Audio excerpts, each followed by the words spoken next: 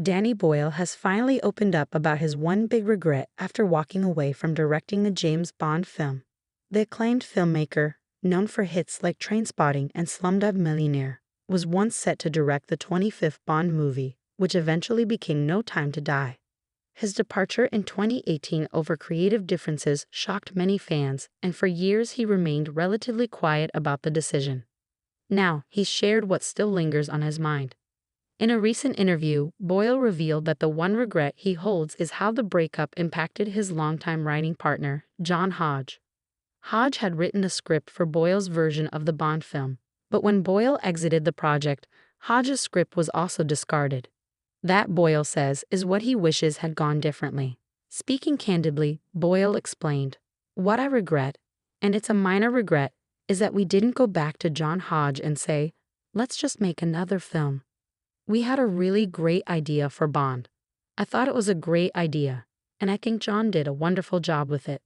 He continued by saying that walking away from the project also meant walking away from a script he believed in, and leaving behind a creative collaborator who had invested a lot into the story. "It wasn't just my decision," Boyle clarified. "It was a shared decision in a way, but it was hard, especially knowing how much John had put into it." At the time, Boyle was hired to bring a fresh and original take to the franchise.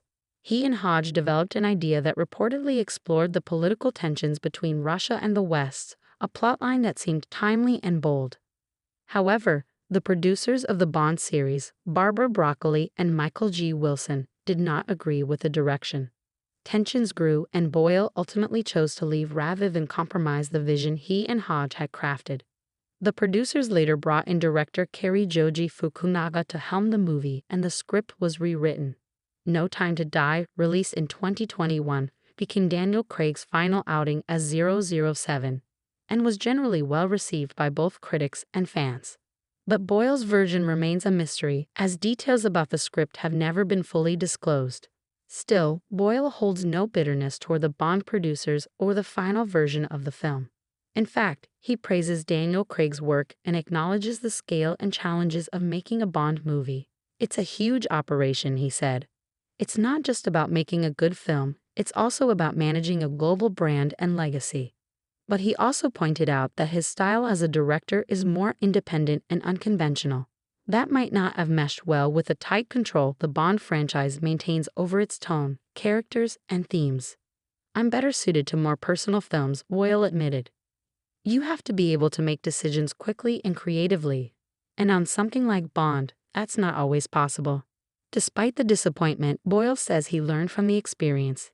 He emphasized how important it is to work with people who share your vision and to move on when a project no longer feels right. "I don't dwell on it," he added. "But yes, if there's one thing I could change, it would be making another film with John out of that experience." As for John Hodge, he hasn't publicly commented on Boyle's latest remarks. The two previously worked together on several films, including Shallow Grave, Trainspotting, and T2, Trainspotting. Their creative partnership has been one of the most consistent in Boyle's career, and it seems Boyle still values that bond deeply. Although fans will likely never see the version of Bond that Boyle and Hodge imagined, the director's reflections provide a glimpse into the complexities behind major film projects.